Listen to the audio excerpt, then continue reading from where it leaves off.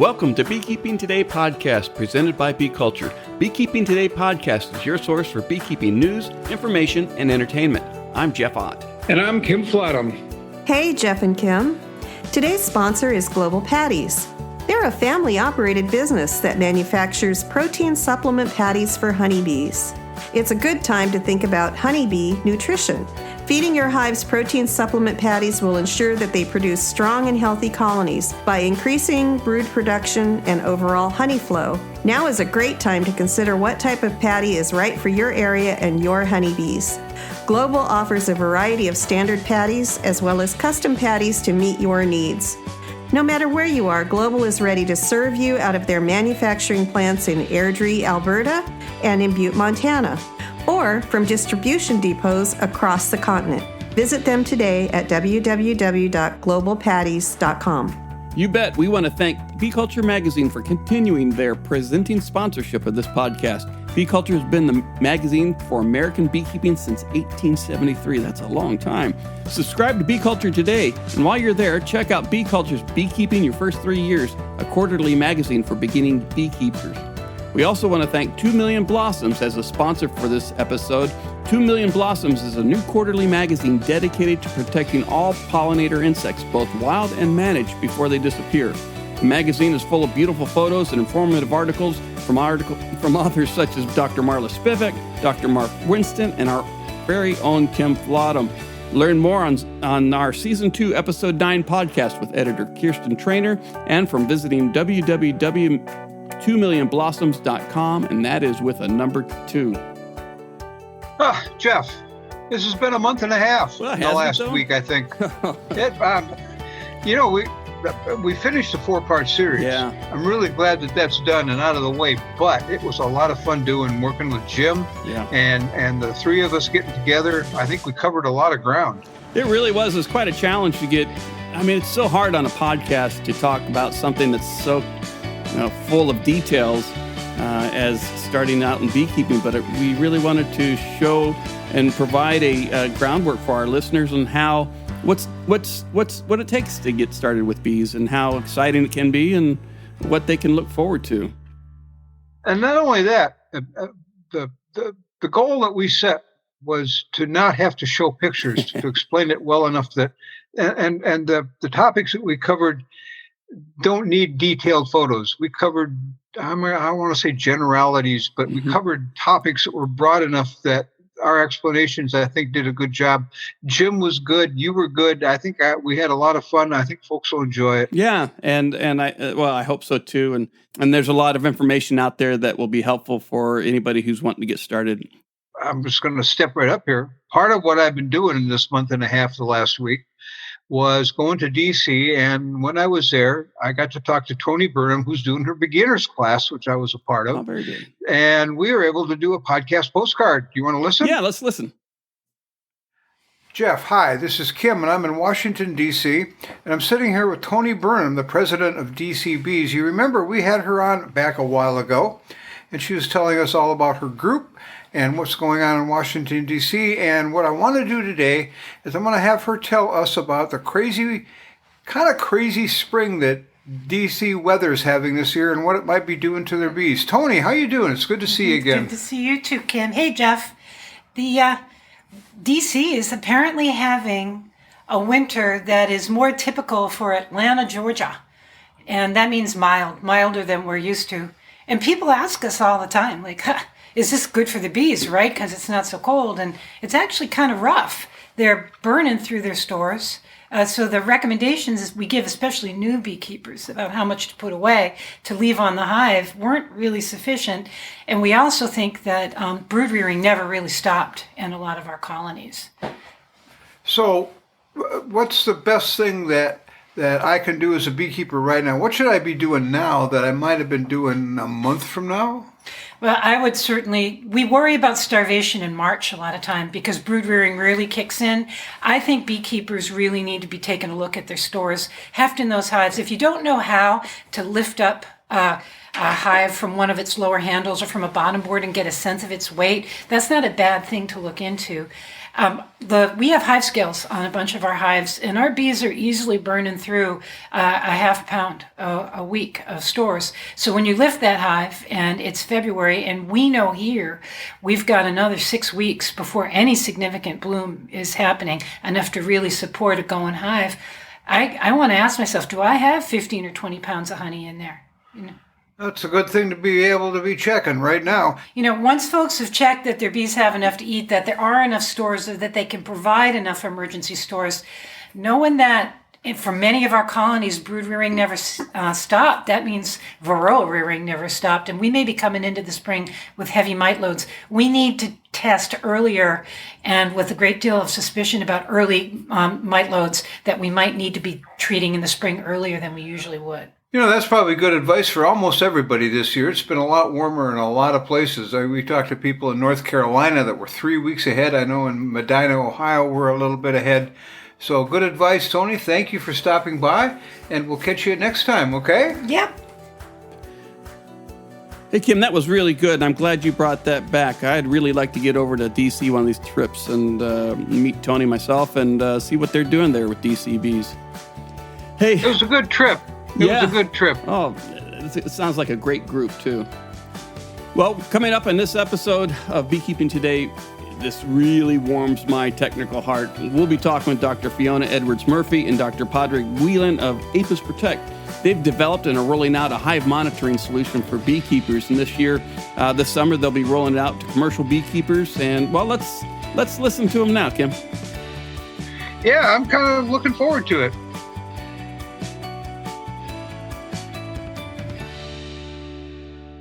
Well, we're sitting now with Dr. Fiona Edwards-Murphy and Dr. Padraig Whelan. I should have asked. Whelan is fine. Whelan, sorry. I should have asked that before we got started. Dr. Padraig Whelan, and welcome to the Beekeeping Today podcast. Thanks for joining us. Thank you very much, guys. We've been interested in talking to you for a while, and we've had to adjust our time zones all to do this, but I'm looking forward to this conversation today. We're kind of getting used to adjusting time zones. And Fiona, it's good to see you again. Yeah, it's great to see you again, too. Hi. You both are with ApisProtect. So tell us first a little bit about ApisProtect, because this is really kind of exciting. I have the technical background. I kind of enjoy all that kind of is exciting for me. So I've been looking forward to having you on the show. Tell us a little bit about ApisProtect, how you got started, and then we can just go from there. Yeah, sure. Where do I even start with ApisProtect? It's been a really crazy journey over the last 3 years. So we are a company with a bee monitoring technology that we started working on back in 2017. So actually, where we grew from was my PhD research. So my background is in electrical and electronic engineering. So I actually came at this whole problem from the engineering and sensor technology end of the world rather than the beekeeping end of the world. I was an engineering student at the university here in Cork, and I was interested in sensor applications in the real world. And I'd worked on a variety of different projects doing things like structural health monitoring, which would be, monitoring bridges for damage, or some human health projects as well. And I was really interested in, this was back in 2012, 2013. So, like colony collapse disorder and all that was, all over the headlines at that stage.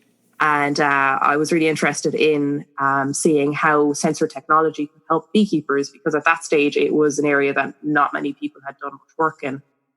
So I started my PhD in 2013, I think. Padraig, was it 2013? Yeah, so Padraig was one of my supervisors. So it was an interdisciplinary PhD between engineering and ecology.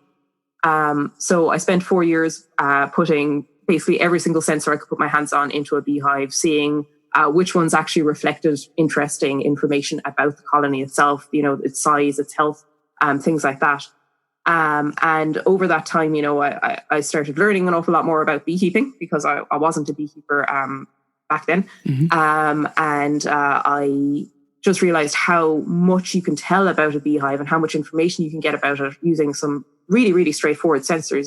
Things like just knowing the temperature levels, the humidity levels inside the beehive can tell you an awful lot of information. So that's why when I was finishing up my PhD in 2017, we founded ApisProtect with the goal of creating a commercially scalable technology to help beekeepers. So that's what we've been working on for the last 3 years. It's been mostly trials and prototyping in the real world. We have got 400 hives now across 3 continents. So most of them are in the United States. Some are here in Ireland. We've got a couple in the UK and some as well in South Africa, which have been really interesting as well. And basically what we've been doing is proving out our technology and really understanding what we can detect inside the beehive that actually has a dramatic impact. So the kind of information that we can give beekeepers that can allow them to use the skills and techniques that they already have much more effectively. So what we've focused on has been detecting just really straightforward things like which hives are alive and which hives are dead in an operation. Just knowing that it creates this level of knowledge that the beekeeper doesn't have until he travels out to the yard and actually, opens up the beehive. Things like which hives are large, which hives are small. And just having that kind of that straightforward information can actually dramatically change things like a utilization of labor and transport and materials inside an operation. What are you monitoring? What sensors are you using? So on our device right now, we've got 5 sensors. So we've got temperature, humidity, sound. So we've got a microphone in there. We've also got a CO2 sensor, which is our most unusual sensor. And we've got an accelerometer, which is basically a movement sensor. So we use that for detecting theft or detecting falls or damage from animals or storms. It's not that we're expecting the beehives to fly through. But it does show, this is Padraig here, it does show some interesting things that we can sort of ring somebody halfway across the world and say, have you guys been moving your hives today? Or have you taken the roof off your hives? And it's kind of, how the hell did you know that? And they said, oh yeah. We can pick that up as soon as it happens. Very cool. That brings up a good question. Then how is that data transferred from the hive to you in Ireland or to the beekeeper or wherever it's going to be? How does that work? Yeah, that's a really good question. So that's been one of our biggest technical challenges. Beehives can really be genuinely anywhere, even compared to other ag tech applications. Beehives, they move around. They're in really unusual places. So we use a mixture of different communication methods to guarantee that connectivity regardless of where we go. So our devices, the devices inside the beehive, so it's a small plastic box about the size of a deck of cards. My previous comparison that I used to use was about the size of a packet of cigarettes, and I was like, I really need a less kind of controversial size. And then someone suggested a pack of cards, and I was like, pack of cards is good. Yeah, exactly. From that, so that's the actual size of the device that goes into the beehive. So that goes inside in the space in the roof. Oh yeah, there's Padraig showing one there now. So we communicate from that box to a base station using a connectivity solution called LoRa. And LoRa is something that maybe a lot of people wouldn't have heard of, but what it is basically it's a relative of Wi-Fi. That can transmit over a much longer range than Wi-Fi. So it can go up to 15 kilometers, which is like 10 miles. Mm-hmm. So a beehive, as long as it's within that distance of the base station, it'll be able to transmit its data to there. And then on our base station, we've got a whole series of different options to provide basically the internet connectivity to that base station. So what we found works really well is a mixture of kind of 4G connectivity and some other relatives of the 4G network that would be a little bit less well known, things like narrowband IoT. We have also worked a bit with satellite connectivity. So we had a really interesting partnership here with the European Space Agency, who connected us up with Inmarsat, who are a global satellite connectivity provider. And they provide, if there's an earthquake in Haiti, they provide the internet to the people doing the rescue services there. So we did try that out for a while, and it was nice. But I think that the 4G solution is actually working for us really well in almost every location right now. So pretty much what we've done is we've built in an awful lot of redundancy, and we can go all the way back down to that satellite, just literally pointed at. If it can see the sky, it can transmit its data, and that comes back to us here in Cork, where our machine learning algorithms are working. And what those algorithms are is basically a computer that learns about the real world in a kind of a similar way to how humans learn. And basically what we've done is over the last 3 years, as we've been collecting data from these beehives all over the world, we've given out examples of this is what a healthy beehive looks like, this is what an unhealthy beehive looks like, this is what a big one does, this is what a small one does, this is what a dead hive looks like. And essentially it's learnt what the data streams look like coming out of all of those different hives. And as new data comes into it, it's able to go, okay, well, that pattern reminds me of a dead beehive, so I'm going to say that beehive is dead. It's actually the same kind of technology that like Netflix uses to know what kind of movies you like, or that Spotify uses to suggest songs that you like. It's just kind of used for a more noble purpose than that. Is it? Or that self-driving car is used to identify another car so they make sure they don't hit it. So it says, this is a car, this is a car, this is not a car. And by doing it often enough, it learns to recognize a car. And then what we also do is that, that information is kind of validated in the field. So I will go and examine, an apiary in the area where our sensors are placed inside in the hives. And I will come back and say, there are 10 frames of brood in this, there are 12 frames of bees, there is a queen, there is no queen. This colony is in its winter state. This colony is in summer and breeding, lots of pollen coming in. So I document with others, then we document the state of the hive, and then that's fed in to the machine learning. So the machine learning says, oh yeah, I know this condition. This is what we declare as strong hive, weak hive, dead hive, whatever. And you're pulling in all the information from the 5 sensors for that. It's not just the one sensor, one data stream that you're reading for that AI. Yes, exactly. So one of the interesting things about this kind of technology is that the machine learning, it becomes much better at identifying things than even a human would looking at that same data streams, just because it's able to think about so many different factors at the same time. So all 5 of our sensors are actually providing the algorithm with value about each of the conditions. So, for example, you might think, one particular condition would be like, oh, you're just going to use the temperature sensor for that or something like that.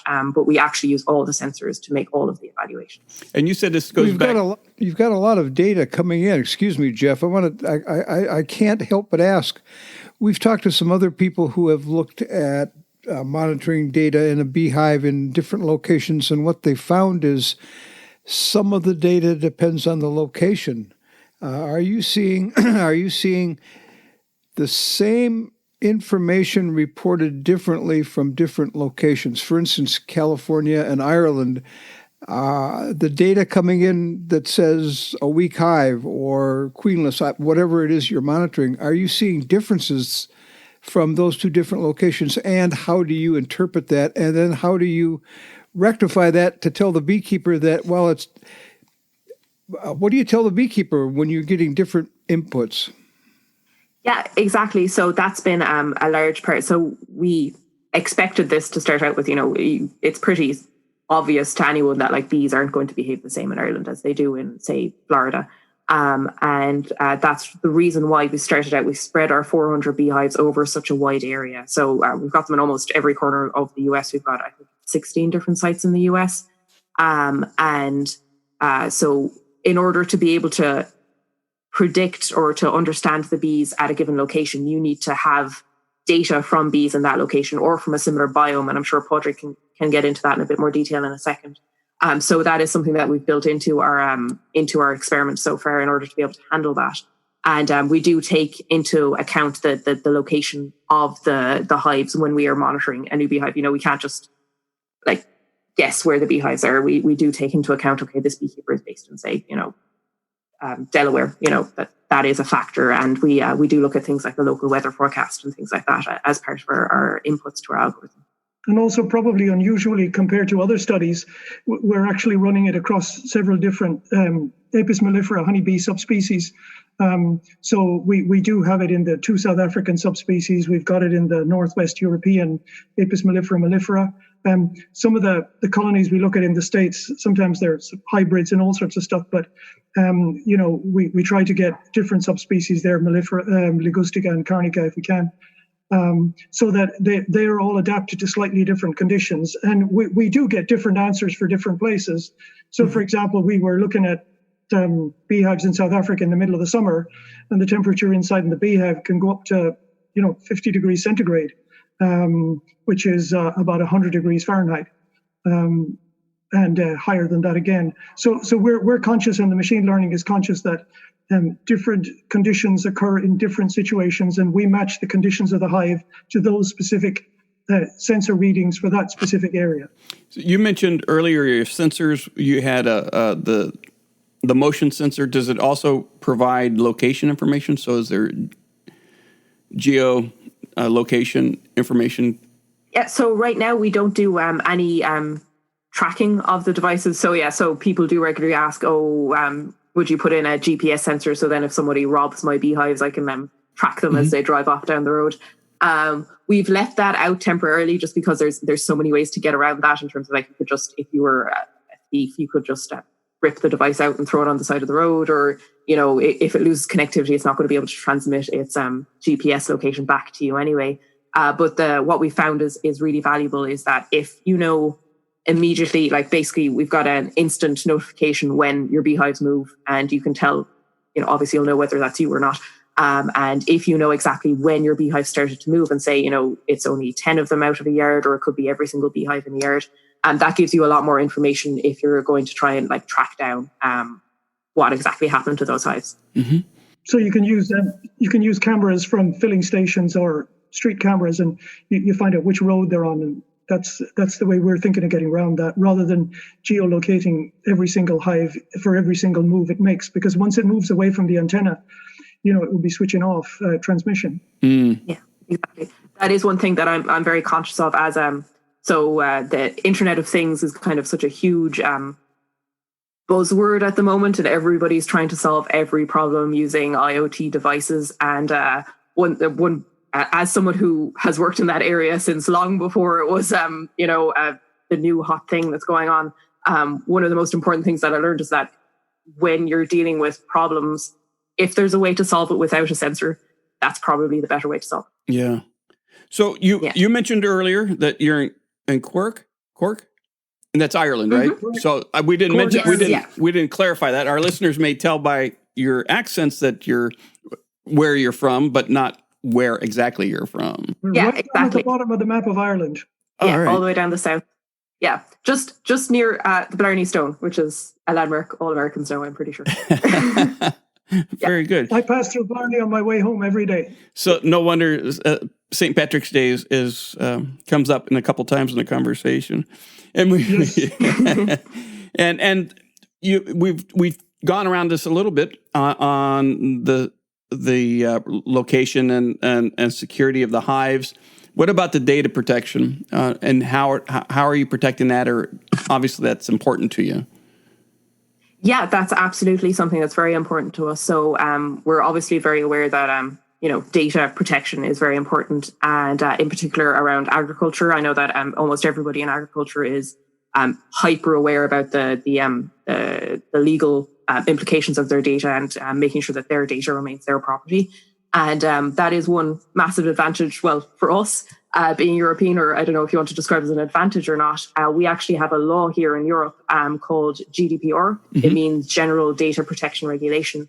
So as an Irish company, as a European company, we're actually legally obliged in an awful lot of ways to everybody's personal data is their personal data. And we make it very, very straightforward. For example, if someone wanted to unsubscribe from our service and delete all of their personal data, we make that very, very straightforward. And it's something that we know exactly how to do, because a lot of people would be unable to, even if they had to extract someone's data, they wouldn't even know how to begin doing that. But we have to build in within the regulations of our company, we have to have plans for how we will handle all of that. And all data is completely anonymized, the way that our machine learning does learn from everyone's beehive, but it doesn't have any understanding of whose beehives it's learning from, and it's not able to backwards work out that information. We wouldn't be able to say, if we learned an awful lot about, say, a disease or something like that from one particular beekeeper, no one would ever know, and even we wouldn't know that that's where it learned about that kind of problem. Are your servers hosted locally, on premise, or are they in the cloud? They're there. Oh, they're hosted in the cloud, but they're based here in Europe because of that. again, because of GDPR, we have to process all of our data within the European Union. So it's based in, I think our servers right now are based in Frankfurt. Okay. And it's encrypted on the servers? Encrypted, yeah. Completely protected up to the absolute highest standards possible. Yeah, it's something that seems unimportant until the day it is important, and then it's the most important thing in the world, basically. Yeah. Well, very good. Thanks for asking or answering that, because the security of the data and confidentiality is very important, whether it be your beehive data or where you are and using your cell phone. So I think that's something everyone's more conscious of these days. I think we find it. I think we find it when we're in the US, that when we tell people that, because we're coming from Europe and we operate to European standards of data protection, most people think pretty well of us when we explain the standards that we have to work to, and they're all pretty happy with the standards to which we operate. Mm-hmm. And the thing is that we do have someone who will come and shut us down if we don't maintain those standards. So it's not an option for us. I'd like to go back to a couple of really fundamental questions. Some real beekeeping questions and not technical questions. The people listening to this, we're doing this and we're looking at each other on our computer screens, and you showed us the unit that you put in a hive, and you compared it to a deck of cards. And actually, it appeared to me to be a little bit bigger than a deck of cards. Where does that go in the hive? That box. Fiona, do you want to take that one? Sure, yeah. So the device that Padraig had there in his hand, it's about the thickness of, I think, 2 iPhones is what it's described as. That's Aoife's description of it. About 2 iPhones. So that's the final prototype version. We're now moving to our actual commercial model, which will be launched in summer of 2020. And the thickness of that is, I think it's 11.5 millimeters, which I have no idea what that is in inches. Padraig, maybe you know. So that is, we've measured the thickness of the space. So it's screwed onto the underside of the lid of a beehive. And we've been looking at all the different commercial Langstroth beehive models that we can find. And that should fit in fine in the space that's available between the top of the frames and the bottom of the roof. Well, that's where I was going, was because the traditional hives in the UK and some of which you use have that huge space underneath the roof. That's right. And you could put a soccer ball under there almost, where where the unit that you showed me initially, but the one that you have now at that size, you're saying it screws underneath, it screws to the bottom of the lid. And in the brochure that you have on your webpage, Jeff, make sure you get that webpage up there. The photo in the brochure shows it looks like a solar panel on top of the roof. Yeah. Yes. So that's a photo of the very first prototype that we had. So it was much, so the size of that device was almost the size of a book. Padraig has another one there. So that was a good 2 inches thick, I'd say almost. It's the size of a VHS cassette. Exactly, yeah. So that device, that was our original prototype from 2017, 2018. And what that contained was a lithium battery that was rechargeable by a solar panel. So you'd screw the device on the bottom of the roof, and then you'd attach the solar panel to the top of the roof, and it would recharge the batteries and give you an indefinite, an indefinite lifespan. Certainly a workable model, but now I see progress. Only going back 2 years, you've come along. You've gone down a long way. Maybe I should put it that way. Yeah, a 75% reduction in size is what we've got.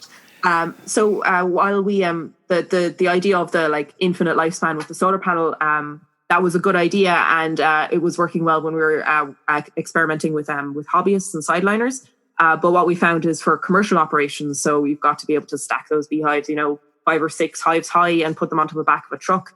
And, you've got guys walking around on top of the stack of beehives then as well. Yes. So we realized that the solar panel wasn't ideal then. There's no way that those solar panels aren't going to get damaged. And as well as that, you've got the lithium batteries inside in the device. So from an engineering point of view, lithium batteries are very, very dangerous. They're the batteries in, the Samsung phone that was exploding on airplanes.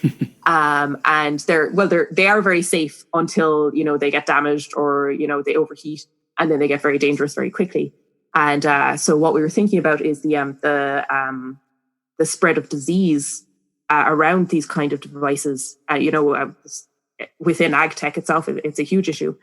So say you've got 1,000 hives, and you've installed a monitor in every single beehive, and suddenly you get an outbreak of something like European foul brood or American foul brood, and you have to destroy everything in that particular yard, including the devices. So I know over here the approach is generally dig a hole and put the hives in the hole and burn everything. And if you've got a lithium battery in the middle of all that, then you put a grenade in the middle of all that, basically. So we were like, okay, there definitely shouldn't be lithium batteries in this kind of product. So what we've done is we've actually moved to off-the-shelf batteries. So we now use AAA batteries, which I think are also called AAA batteries in the US. Yep. So they're much safer in the case that you need to destroy a device, and also that's helped us reduce the cost of the individual devices. So our costs are so low that if you've put the sensor into the beehive and 2 months later you need to destroy it, that it's not an expensive thing to replace, and you won't have people trying to disinfect them or anything like that and accidentally spreading disease. They're more disposable, effectively. Yeah. And then if I can come back to the size on it for a second, I've just been measuring a couple of things here with the ruler. The size of the model that I showed you, that's about the size of a pack of cards, is it's 3/4 of an inch high. And the new model is slightly less than half an inch high. And in fact, the height of the new model for release in 2020 is really dictated by the height of a AAA battery lying on its side. That's what's controlling this. About that thickness. Yeah. So we're talking about the black box there that's about the size of a deck of cards. Is that the only sensor? Mm-hmm. Does that contain all the sensors? Or are there sensors that are embedded down on the frames or down in the brood chamber or anything? No, that contains everything. So it's just that one device, and it's very straightforward. Then it's not impeding any inspections. Once you take that comes off obviously when you remove the roof, and then you do your inspections or your feeding or whatever you want to do exactly the way that you always have. So that's one of our big points, as well as that it can't be interrupting the natural flow of beekeeping. Is it beekeeper proof? It's as beekeeper proof as we can make it. So we put a lot of work into making sure that the device it installs very quickly. It's difficult to damage it. It's resistant to you pull the roof off and you just throw it to one side. It survives that, no problem. Also, around the material that the device itself is made out of as well, testing that doesn't upset the bees, and making sure that it's propolis resistant, and making sure that the bees can't plug up the holes that our sensors are counting on to be able to get the airflow. So that's been a huge amount of work that we've been doing. We've also had honey spilled on them, and we've had liquid feed spilled on them as well. Mm-hmm. But they're designed basically that I was the beekeeper in this at the start, and I would say, look guys, you can't have wires trailing from the top of the hive to the underside of the hive, because if you put supers in there, that wire has got to be capable of getting longer or shorter depending on what's there. So it all went into the roof, and then it was a question of saying, well, how does this get treated? How delicate does it have to be? And I said, well, basically a beekeeper will take the roof off, drop it on the ground, and will probably put the components of the hive on top of it. So it's got to be able to take this. Yeah. And that's what kind of dictated the design in the end. Yeah, take your worst 3-year-old and and give it to them, and it's probably about the same amount of treatment a beekeeper will give it. You just mentioned propolis and the dimensions that you also mentioned with that unit underneath, attached to underneath the lid. You have less than bee space, if I calculated this correctly, between the bottom of the unit and the top bars in the box below it. Mm-hmm. And I've got to believe that there's going to be some propolis issues there, but maybe not. Yeah, that's something that we have had issues with in the past, in particular in hotter areas. We find that the bees propolize. They're much more enthusiastic about propolizing in the hotter climates. And it's something that we've put a lot of work into. We just need to make sure that our sensors are still exposed. It doesn't really matter if they propolize all around the rest of the device itself. This goes up underneath the hive top and between the hive top and inner cover if there's an inner cover.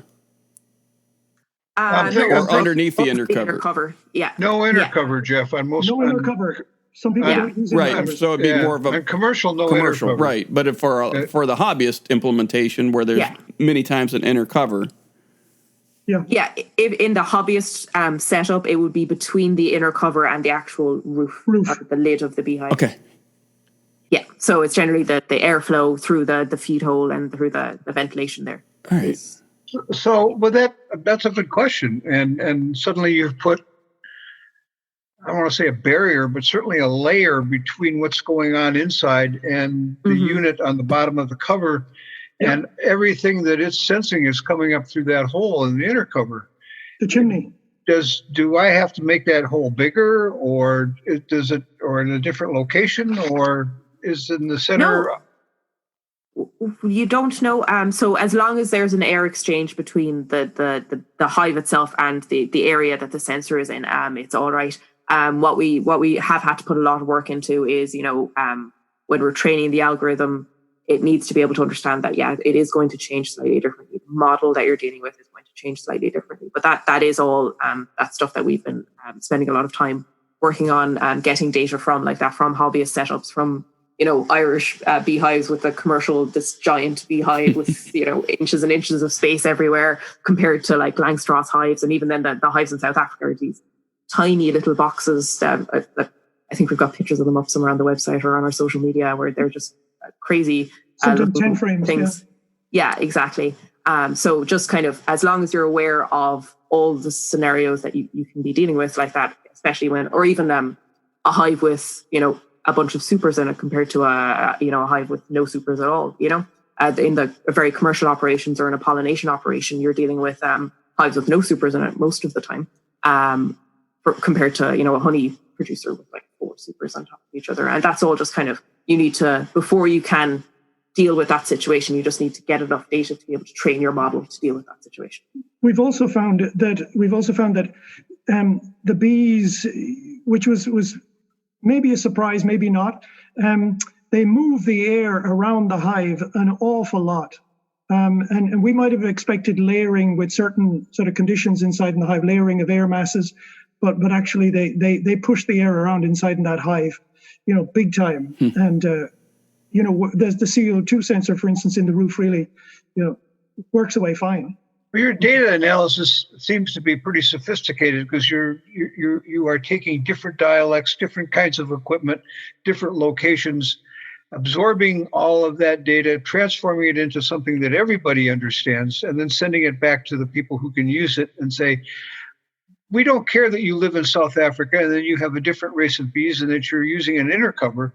Your hive is in this condition, as opposed to the guy in California who has a commercial hive and is making a ton of honey, and that hive is 8 boxes high. The data that I'm getting from there, I don't care where it's coming from. Your hive is in this condition. That's pretty amazing. Yeah, it is. I mean, obviously we haven't gotten to the stage where we can handle every single situation, but we're happy with the list of scenarios that we're working towards right now, and the kind of beekeepers that we're working with right now, that we've got a good handle on those. But yeah, that's been, or that is one of the key advantages that ApisProtect has here, is that we've got a really good team of data scientists who are good at objective data science, which is a very difficult thing. There's an awful lot of people working in data science, getting into data science, saying, oh, I'm a data scientist. But it's a very, very difficult area to get right. And it's very easy to make a lot of mistakes if you don't really understand both the science of data science and also the actual application of what you're working on. So we need to really also understand beekeeping. So we've got a great beekeeping team as well, led up by Padraig, where it's every time that there is anything going on with the data, it's looked at both from the data science point of view and from both the practical beekeeping and the ecology side, so the actual science behind what's going on, and that we really meet in the middle there. And without a really good understanding of both sides of that coin, you really can't know that what you're doing is correct. Where we say you have all these different sets of conditions and different species and different sizes of hives and things like that. You've got to remember that data are coming from real hives. They're coming from real hives in different places, but we know how many boxes are on the hive. We know how many frames are in the hive. We know the kind of frames. We know the size. We know the amount of brood. We know the number of frames of bees. We know what the external temperature and other environmental conditions are. We know what the conditions are like inside. So it's not like we're taking the results of one subspecies of bee and applying it to all the others. We're actually doing it in all of them separately. One of the things that you mentioned early on, and you just touched on it before, is sets you aside from the other monitoring products that we're aware of, that we've heard about, is the CO2 collection. So if you can, briefly just say, why did you decide on CO2 collection, and how are you using that information? And then also, what sets aside the ApisProtect product from the other monitoring devices? Yeah, sure. So what we found pretty early on is that CO2 is a great way to measure, an awful lot of information about the beehive. So essentially, you can see whether the bees are moving the air around correctly inside in the beehive. How many bees there are in there, because they're respirating more CO2 equals more bees, and whether or not they're entering and leaving the beehive at the right time of the day and stuff like that. So that was actually one of the key outputs from my PhD itself, was that CO2 is a good indicator of the condition of the beehive. So that's what led to the inclusion of the CO2 sensor in the first place. Even though from a technical point of view, the CO2 sensor is a really annoying sensor, because it's it's not as straightforward to put into the real world as things like temperature sensors and microphones that are in every single device in the world, and everybody's put a million of them into every single product, whereas CO2 sensors are a much more difficult thing to deal with. Nobody's really working with them, and they need calibration, and they're chemical sensors are all really awkward. But we're sticking with it at the moment anyway. But really, like I was saying earlier, from the point of view of our data science and our scientific teams, I think the real core advantage that ApisProtect has is the team that we have behind us. That we are a team of engineers, data scientists, bee scientists, beekeepers. We really understand the product that we're developing in a way that I'm not sure too many other people do. From the point of view of engineering, like all the things I was mentioning earlier on about considering things like what communication method you're using and how to actually get an IoT product working in a forest in the middle of nowhere, and why there shouldn't be a lithium battery in a device like this, and actually getting the cost of this kind of technology. So getting the technology to work reliably, and also at a price point that will actually work for beekeeping, because beekeeping itself, an individual beehive doesn't represent a massive amount of value. So your cost of your technology needs to be, proportionately, it needs to be a certain percentage of the value of the device or of the item that it's protecting. And then, we do understand the science behind what we're doing. We do spend most of our time basically throwing out data, because we will never take any data that we can't 100% stand over. So we spend a lot of our time creating these huge databases and then going, okay, we can't use that entire section of it because we didn't track something, or because somebody said something and we're not 100% sure that they were correct. So we pick out the really tiny bits of incredibly valuable data, and we only work with those. So that's really the core thing that I think ApisProtect does that nobody else really does out there at the moment. You tend to have, if I can come in there, Fiona, you also, some of the development of some of these products, they've either been, this is a gross generalization, but they have been beekeepers who like playing with technology, or else they're engineers who think they know about beekeeping. And sometimes the products that can be produced can be quite expensive, and they might be all right for a hobbyist, but are they all right for a big operation? I'm not so sure. So one of the things we've been involved in is making sure, obviously, that what we're measuring is right and the results we're producing are right, but that they're in a form that's intelligible. Because in one case, you might have the manager of the bee yards, or the manager of the apiaries, or the manager of the company, but you have employees that are less skilled, maybe in technology, working on the ground, working with the hives, and they need to be able to interpret the information. And also, the product needs to be cheap enough that in fact it can be installed in an awful lot of hives. Because the beauty of this is, let's say you have maybe 1,000 hives, 2,000 hives. And you obviously, it takes a lot of time to go through inspecting each one of those hives one at a time. And every time you lift off the roof and you lift frames, you're then disturbing the bees.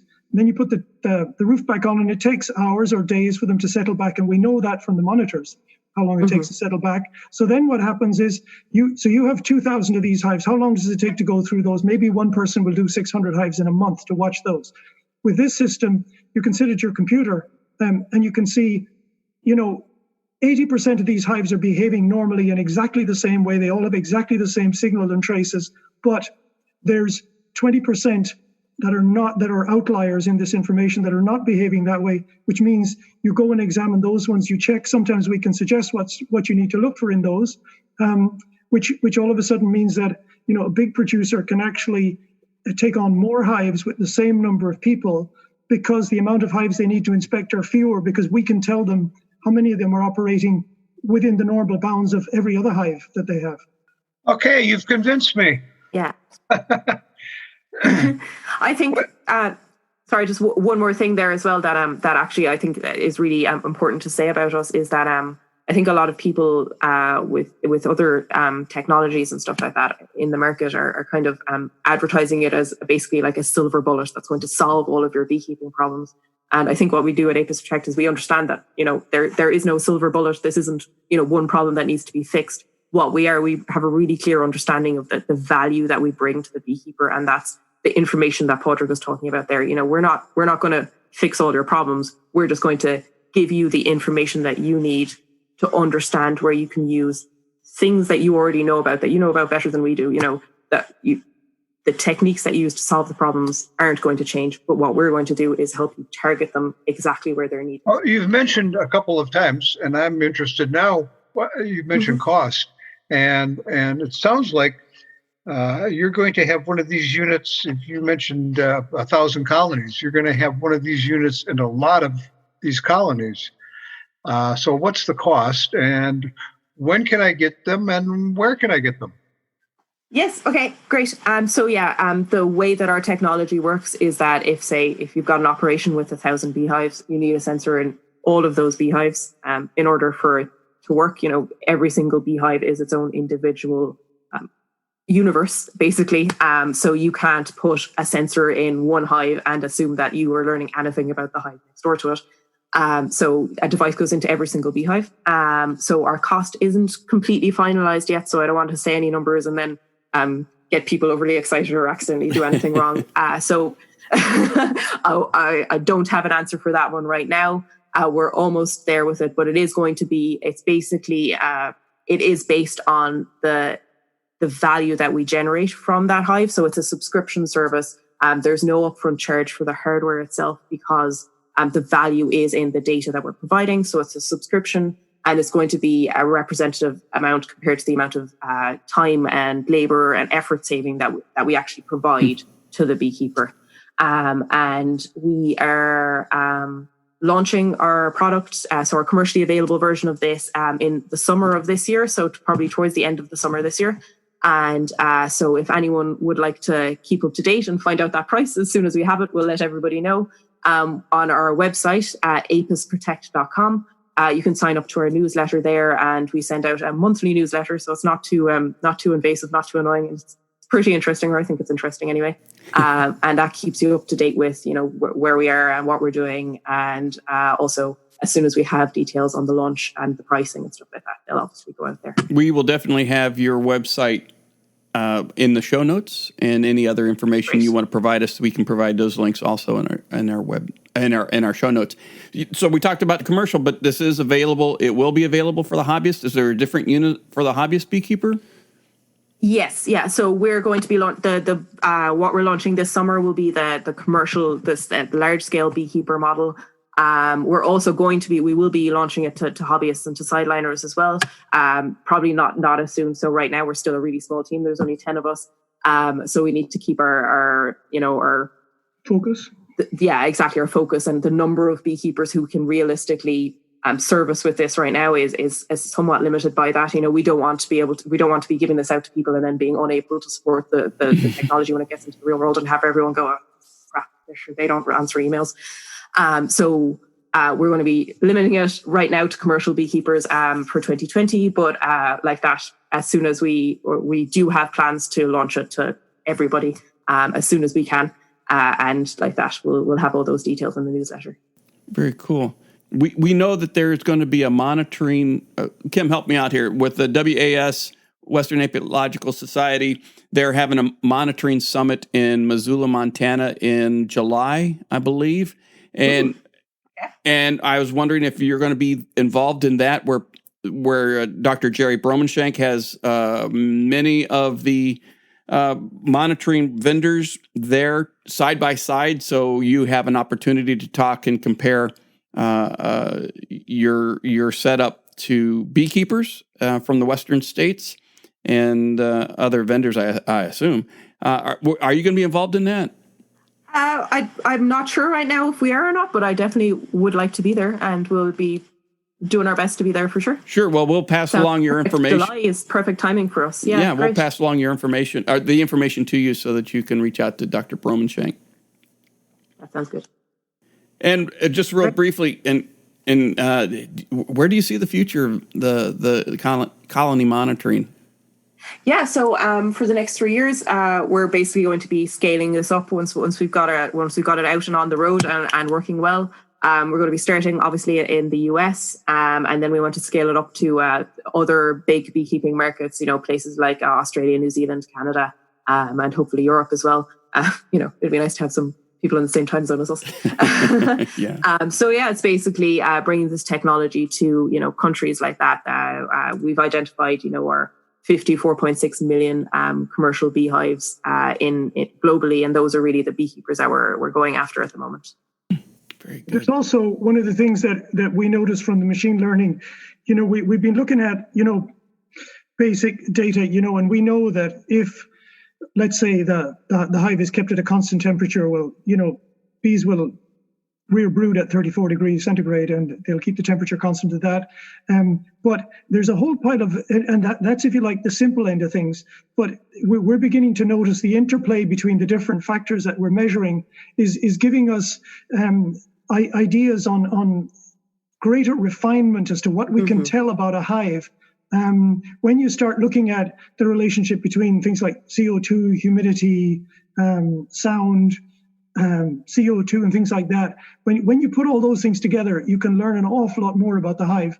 And I think our refinement would be fine-tuning that in the future to be able to say more precisely. I mean, we can tell a lot of things about what's going on in the hive already, but to be able to fine-tune that and maybe give earlier warning of changes in hives, and instead of making it instant, this is happening now, or, this is beginning to happen this week and we noticed it happening last week. How far back can we push it so that the beekeeper can intervene with a treatment or, splitting, merging, to try and save colonies? Because, we're constantly aware of colony losses across the world at the moment. And the earlier we can alert a beekeeper to a problem within a colony, well then, the more you have continuous brood production, which means you don't lose bees, instead of waiting for your next inspection when you find you've lost your queen, you haven't had brood for the last 21 days, which then has repercussions several days later when the bees hatch. And I think I would certainly see it, our ability to pick out changes in the hive at earlier stages is the way we should be going in the future. Very good. Fix it before it breaks. Yeah. Yeah, it sounds like the future of colony monitoring will be in the AI, really, more than any sensors that are placed in the hive. And yeah, absolutely. It's all about the bigger that database gets, the more information we'll be able to, or the more detail we'll be able to understand with the same information from each hive. Jeff, I can't get my cell phone to work half the time. This is going to be way past what I'm going to be able to do, I think. Don't worry, Kim. It's all centered around artificial intelligence, so neither you or I will have to worry about it. We'll just sit back and watch the bees go in and out of the hive and and the monitoring will take care of it. Well, Doctor, that's kind of what I do now. No, true. Dr. Fiona Edwards-Murphy and Dr. Padraig Whelan, we really appreciate you being on the show today, representing ApisProtect. I think it's going to be a great technology. I look forward to hearing more. And I want to offer you to check back with us occasionally using our audio postcard capability. Either one of you, I'll send you more information, but it's where you give the opportunity to just send us a little audio clip from your cell phone or something and just say, hey, this is what you're doing. And we run it on the show, and it gives you an opportunity to keep in touch with our listeners without taking an hour of international time and staying up to do so. That sounds fantastic. Thanks very much for having us on, guys. You bet. Kim and Jeff, thanks a million for that. We really enjoyed this. It's been very interesting talking to you and your different perspectives from over there. So thanks again. You bet. We really enjoyed having you on the show. Thank you. It was a good time. Thanks for joining us. Thanks. That was really good. I really enjoyed listening to what they're doing and the future of hive monitoring. It's going to be really fun, and I really hope that they are going to get out to Dr. Bromenshank's colony monitoring summit this summer. I know that they are considering it. Yeah, I'm never going to be a techie. I'm not like you guys, but it looks like getting into the future is going to be easier than I thought it was, and I think I might enjoy the ride. Yeah. And kicking and screaming all the way, trying to hang on to the past maybe isn't the way to get to the future. And I think it just might be a bright and beautiful world out there. And after what I've seen today, I think ApisProtect is going to be a part of it. Yeah, I do too. Well, that about wraps it up for this podcast. Before we go, I want to encourage our listeners to rate us 5 stars on Apple Podcasts or wherever you download and stream the show. Your vote helps other beekeepers find us quicker. And if you're so inspired, you can go ahead and write a review too. There's quite a few good reviews out there. Add yours to the list. As always, we want to thank Bee Culture, the magazine for American beekeeping, for their sponsorship of Beekeeping Today podcast. Their support is very important to us. Jeff, I want to interrupt you really quick here in the middle of this and encourage people who listen to the 4-part series on beginners to, if they got questions on where to go or who to talk to or what to do, to write in and let us know, and we'll either answer or steer them in the right direction. I'm glad you brought that up, Kim. You reminded me, because we do have some questions coming in, and we will be answering them in an upcoming episode.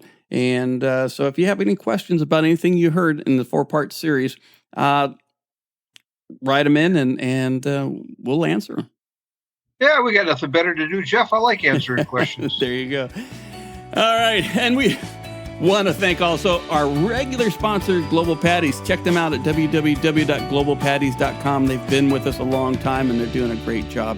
And finally, we really want to thank you, the Beekeeping Today podcast listener, for joining us on this show. Feel free to send us questions and comments at questions@beekeepingtodaypodcast.com.